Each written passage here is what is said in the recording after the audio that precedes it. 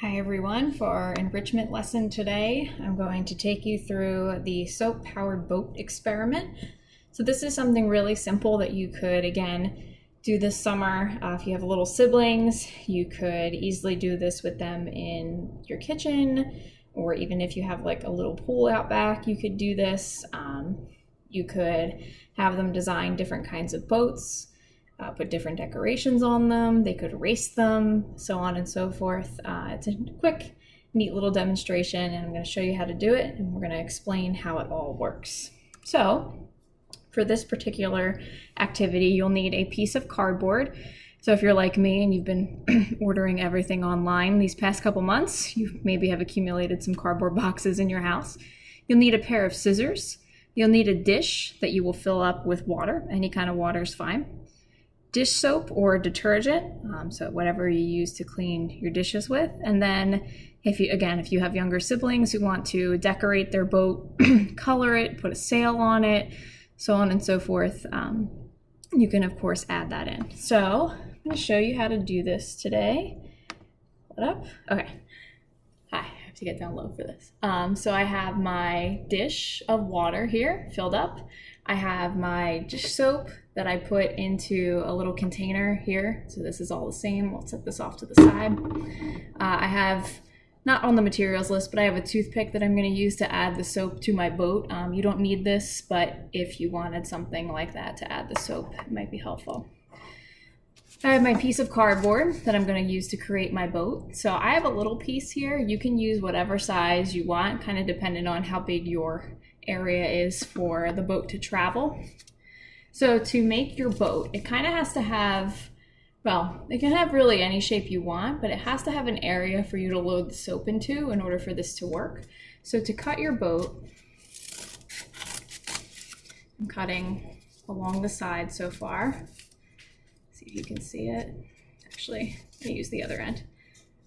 So I'm cutting up.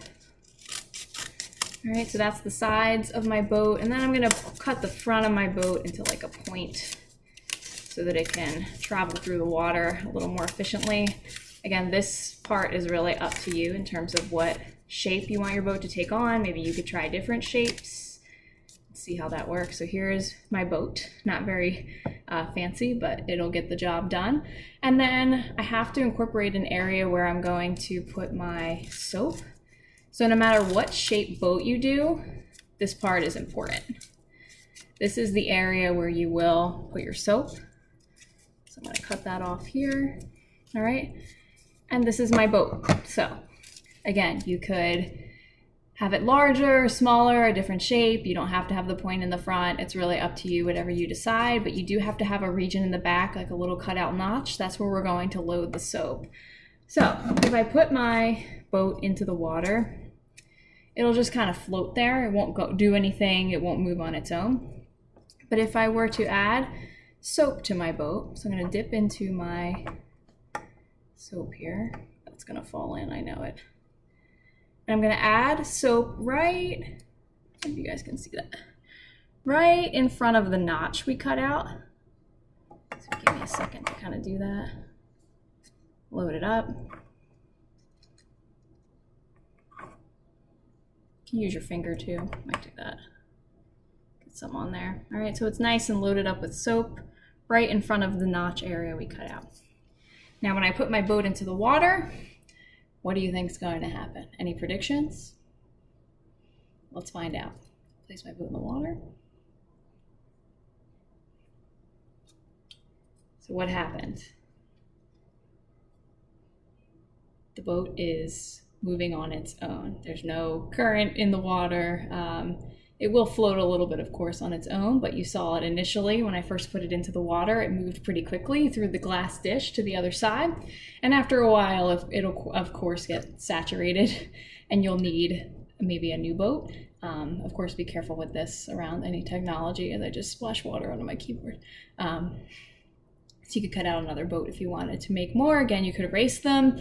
So let's talk about how this works. What's the science behind all of it? AP Bio students, you're probably thinking about it already. Honors Bio students, if you recall from my video earlier in the week, We're using water for this activity. Water has a polarity to it. It's a polar molecule. And the reason for that is that you have one area of the molecule that has a negative charge and one area of the molecule that has a positive charge. We talked about this the other day. We talked about how water molecules bond to each other via hydrogen bonding. That's the attraction of the negatively charged oxygen and the positively charged hydrogen atoms. Remember, opposites attract. So that bond that forms between those two areas of the two different molecules is a hydrogen bond. You get a lot of hydrogen bonds that form between water molecules, which essentially causes them to stick to each other. And if you remember from Monday, we call that cohesion. And then water's ability to stick to something else is adhesion. Should be review from Monday and review for AP Bio students. Good introduction for incoming AP Bio students. So when you have a lot of water molecules all together, like in my glass dish, the combination of all these water molecules and all those hydrogen bonds that form between them is called surface tension. Surface tension is a result of cohesion and a little bit of adhesion too, the water molecule sticking to the sides of the glass, like in this picture here with the cup in the middle. Surface tension is what allows things to float on the water. So here's a picture of an insect that is able to walk on water. Here's a picture of a floating paperclip. This is all due to the hydrogen bonds that form between the water molecules. Without that, you wouldn't be able to get sort of this barrier or film on top of the water that allows small objects to float or walk on the water. So normally our boat would have floated by itself, but we added soap. What do you think the role of the soap is in this experiment? Well, without the soap, right, the boat would just have floated along kind of slowly, but when we added the soap, we saw that the boat went shooting across the glass, or the glass dish.